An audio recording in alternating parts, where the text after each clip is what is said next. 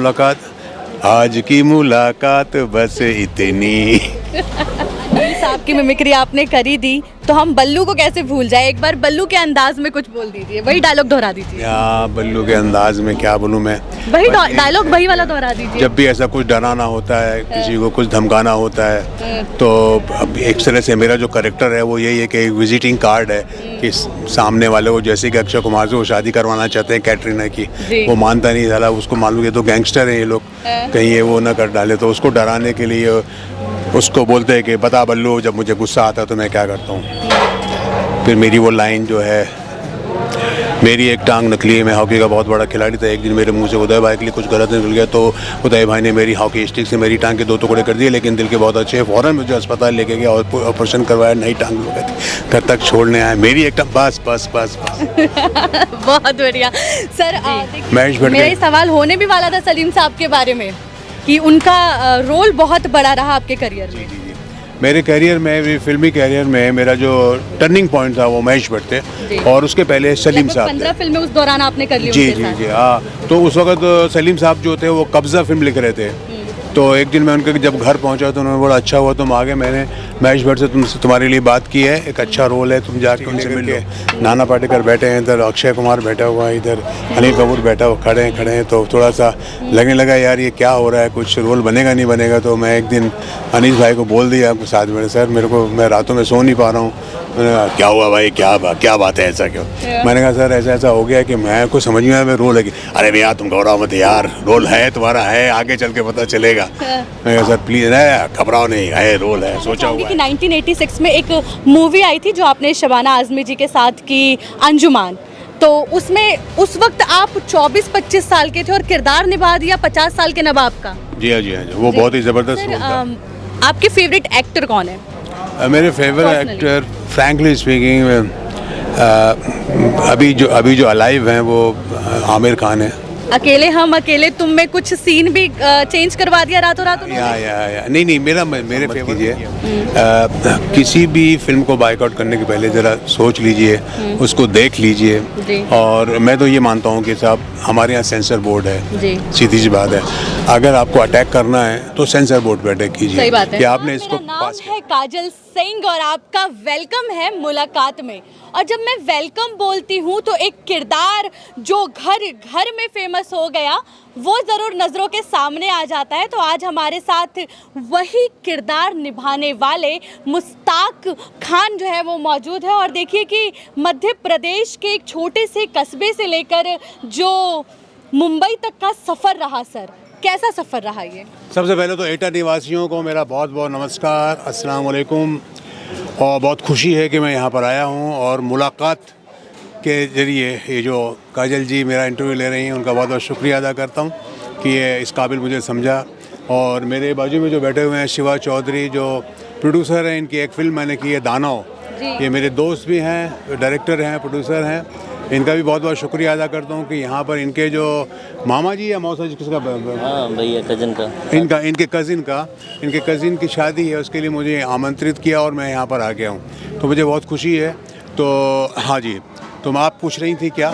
मैं तो सर यही पूछ रही थी कि उस छोटे से कस्बे यानी मध्य प्रदेश से जो ये मुंबई तक का सफ़र रहा, कैसा सफ़र रहा ये? सफ़र तो बहुत ही कठिन था, आसान नहीं था, और कोई भी सफ़र अच्छा बुरा उसमें हर तरह का जो अनुभव होता है वो था, और बड़ा मुश्किल था। एक छोटे से कस्बे मध्य प्रदेश के एक इंटीरियर का रहने वाला हूँ मैं, आदिवासी क्षेत्र कहलाता है मेरी जगह, और उस वक्त जब मैं आया था 1975 में, ऑलमोस्ट 45-47 ईयर्स बैक, तो वो टाइम पे उस वक्त उस गांव से मुंबई तक मैं कोई बहुत बड़े घराने का नहीं हूँ, मैं मिडिल क्लास फैमिली का बच्चा हूँ, मेरे लिए बहुत मुश्किल था। लेकिन ये जो आपकी चाहत होती है, जो आपका शौक़ होता है, जो आपकी हॉबी होती है, जो आपका इंटरेस्ट होता है, वो आप कहीं भी रहें आपको आपकी मंजिल तक पहुंचा ही देता है।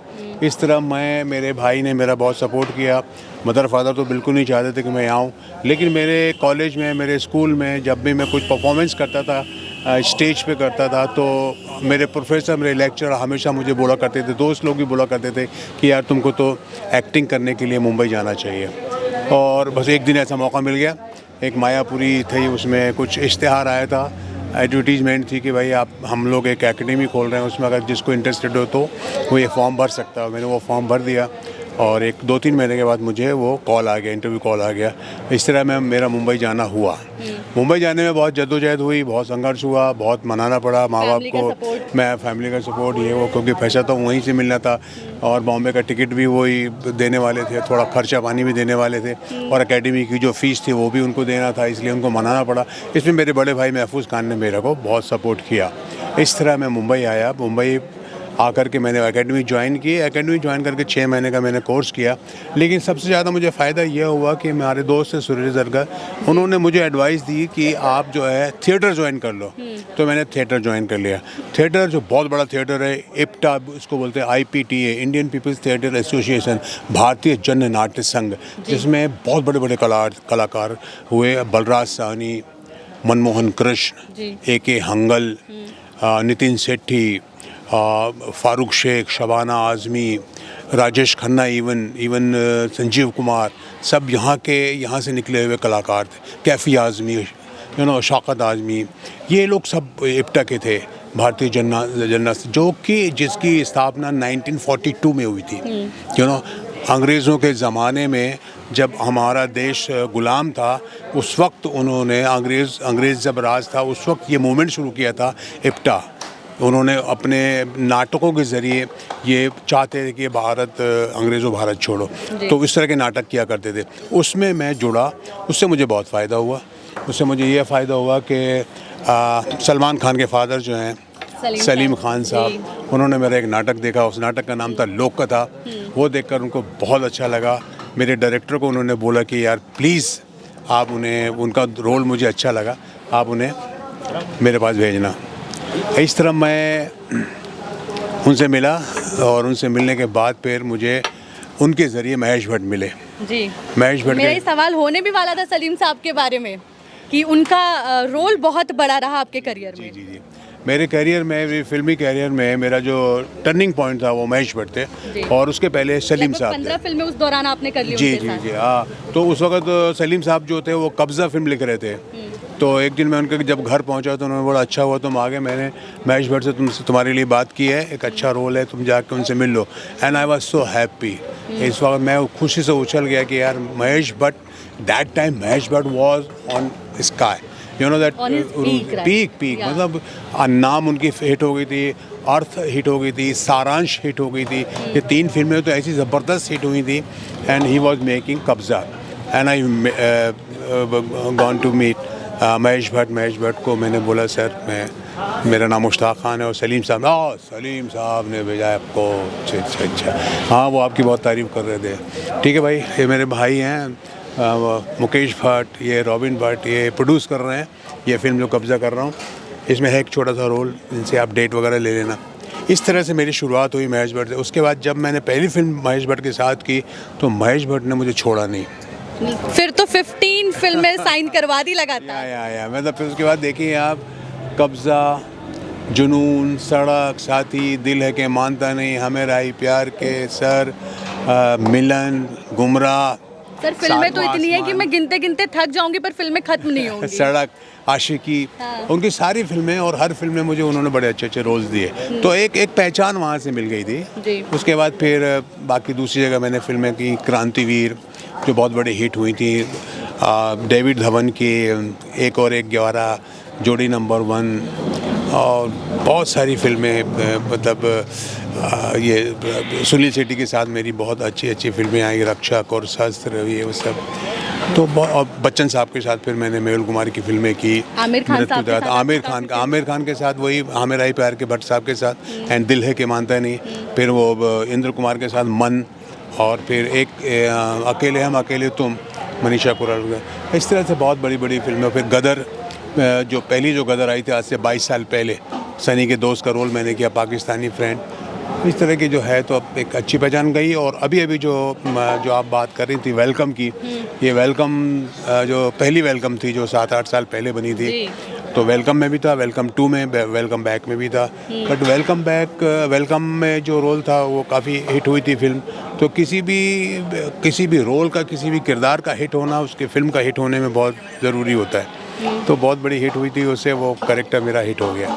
उसको लेकर भी कहानी है कि पहले के 4-5 सीन ऐसे रहे कि आपको खड़ा रहना पड़ा, तो आप थोड़ा डिप्रेशन में चले गए कि हो क्या रहा है मेरे साथ। हाँ, यह जमाओ कुछ 7-8 दिन तक, बल्कि बड़ी फिल्मों में ऐसे ही होता है जो ना कि भाई शुरू के 7-8 दिन तो ऐसे गुजरे कि अब खड़े हुए हैं स्टिक लेकर के, नाना पाटेकर बैठे हैं इधर, अक्षय कुमार बैठा हुआ है इधर, अनिल कपूर बैठा हुआ, खड़े हैं तो थोड़ा सा लगने लगा यार ये क्या हो रहा है, कुछ रोल बनेगा नहीं बनेगा। तो मैं एक दिन अनीस भाई को बोल दिया आपको साथ में, सर मैं रातों में सो नहीं पा रहा हूँ। मैंने कहा क्या हुआ भाई, क्या बात है, ऐसा क्यों? मैंने कहा सर ऐसा हो गया कि मैं कुछ समझ में आया रोल है कि अरे भैया तुम घबराओ मत यार, रोल है तुम्हारा, है आगे चल के पता चलेगा। मैंने कहा सर प्लीज़ घबराओ नहीं, है रोल है, सोचा हुआ है कुछ है। उसके बाद फिर जब सीन्स निकलने शुरू हुए तो फिर मेरे दोस्तों ने भी कहा, मेरे कोलीग्स ने भी कहा कि नहीं यार ये रोल तो कमाल का निकलेगा, और बस निकल गया। अब जब अनिल साहब की मिमिक्री आपने करी दी तो हम बल्लू को कैसे भूल जाए। एक बार बल्लू के अंदाज में कुछ बोल दीजिए, वही डायलॉग दोहरा दीजिए। या बल्लू के अंदाज में क्या बोलूँ मैं, वही डायलॉग वही वाला दोहरा दीजिए। जब भी ऐसा कुछ डराना होता है, किसी को कुछ धमकाना होता है, तो अब एक तरह से मेरा जो कैरेक्टर है वो यही है कि एक विजिटिंग कार्ड है कि सामने वाले को, जैसे कि अक्षय कुमार से वो शादी करवाना चाहते हैं कैटरीना की, वो मानता नहीं, साला उसको मालूम है तो गैंगस्टर हैं ये लोग, कहीं ये वो ना कर डाले, तो उसको डराने के लिए उसको बोलते हैं कि बता बल्लू जब मुझे गुस्सा आता है तो मैं क्या करता हूँ। फिर मेरी वो लाइन जो है, मेरी एक टांग नकली है, मैं हॉकी का बहुत बड़ा खिलाड़ी था, एक दिन मेरे मुंह से उदय भाई के लिए कुछ गलत निकल गया तो उदय भाई ने मेरी हॉकी स्टिक से मेरी टांग के 2 टुकड़े कर दिए, लेकिन दिल के बहुत अच्छे, फ़ौरन मुझे अस्पताल लेके गया और ऑपरेशन करवाया, नई टांग लोग घर तक छोड़ने आए, मेरी एक टांग, बस बस बस बस। बहुत बढ़िया सर। देखिए जो ये बल्लू का किरदार है इसके बारे में तो सभी जानते हैं, और कई बार ये सवाल उठ जाते हैं कि शायद यही वो किरदार है जिससे आप फेमस हुए या कुछ अलग हटके आपने किया। लेकिन मैं बताना चाहूँगी कि 1986 में एक मूवी आई थी जो आपने शबाना आज़मी जी के साथ की, अंजुमान, तो उसमें उस वक्त आप 24-25 साल के थे और किरदार निभा दिया 50 साल के नवाब का। जी हाँ, वो बहुत ही ज़बरदस्त रोल था और बहुत ही अच्छा सब्जेक्ट था वो, और मुजफ्फर अली की वो फिल्म थी जिन्होंने उमराव जान बनाई थी, and I was so happy कि यार ये अच्छी फिल्म मेरे को मिल गई है। उसमें मेरा फर्स्ट हाफ जो था वो कॉमेडी था, सेकंड हाफ विलेन था, और वो फिल्म जो सबसे बड़ी बात है, वो फिल्म किसने लिखी थी मालूम है आपको? राही मासूम रज़ा। राही मासूम, जी हाँ, जिन्होंने महाभारत लिखी थी, जो बहुत बड़े राइटर थे, बहुत बड़े राइटर, मैं जानती हूँ सर। राही मासूम रज़ा, तो उनकी लिखी हुई वो फिल्म थी, और इतनी अच्छी लिखी हुई थी पूरी फिल्म। वो लखनऊ में हुई थी शूट उसकी, और मैं 40 दिन लखनऊ में था, और मुझे डायरेक्टर जो बोलते थे, डायरेक्टर प्रोड्यूसर जो होते हैं मुजफ्फर अली, वो मेरे को बोले थे कि बियर पियो और बिरयानी खाओ ताकि मोटे हो जाओ, और पान खाओ। पान खा के अपने दांत गंदे किए मैंने, मोटा हुआ बियर पी के और बिरयानी खा करके, और इतनी मेहनत की मैंने उस फिल्म के लिए। 40 days I was in Lucknow, और बहुत मज़ा आया मेरे को काम करके, सब कुछ हुआ और सभी लोग बहुत तारीफ़ करते थे, बट अनफॉर्चुनेटली फिल्म रिलीज़ ही नहीं हुई। पर सर यूट्यूब पे अभी अवेलेबल है वो फिल्म है, मैंने देखी है, अवेलेबल है फिल्म, तो ये तो यही कहेंगे कि अच्छी बात है, आधुनिकीकरण है, तो फिल्म अभी अवेलेबल है यूट्यूब पर। सर आपके फेवरेट एक्टर कौन है? मेरे फेवरेट एक्टर फ्रैंकली स्पीकिंग अभी जो अलाइव हैं वो आमिर खान है। अकेले तुम में कुछ सीन भी चेंज करवा दिया रातों रात? या नहीं, मेरे फेवर में किया वो जी, और वो इसलिए मैं वो फेवर में मैं उनको पसंद करता हूँ क्योंकि वो जितने अच्छे एक्टर हैं उतने अच्छे इंसान भी हैं और बड़े ईमानदारी के साथ काम करते हैं और बहुत मेहनत के साथ काम करते हैं। मैंने बहुत कम ऐसे एक्टरों को देखा, हालांकि एक्टर्स बहुत अच्छे। अमिताभ बच्चन साहब इतने बढ़िया एक्टर हैं, इतने अच्छे इंसान हैं, इतने कोऑपरेटिव हैं, बहुत मदद करते हैं। तो आमिर खान और अमिताभ बच्चन साहब मेरे बहुत फेवरेट एक्टर हैं। आजकल बॉलीवुड में एक ट्रेंड बहुत चल रहा है, बॉयकॉट ट्रेंड, उसके लिए क्या कहेंगे? अब उसके लिए मैं क्या कहूँ, ये बड़ा ही ट्रिकी मामला है, बहुत ही इससे मैं दूर रहता हूँ। बट मैं यही चाहता हूँ कि नहीं सर, ऐसा मत कीजिए। किसी भी फिल्म को बायकॉट करने के पहले ज़रा सोच लीजिए, उसको देख लीजिए। और मैं तो ये मानता हूँ कि साहब हमारे यहाँ सेंसर बोर्ड है, सीधी सी बात है।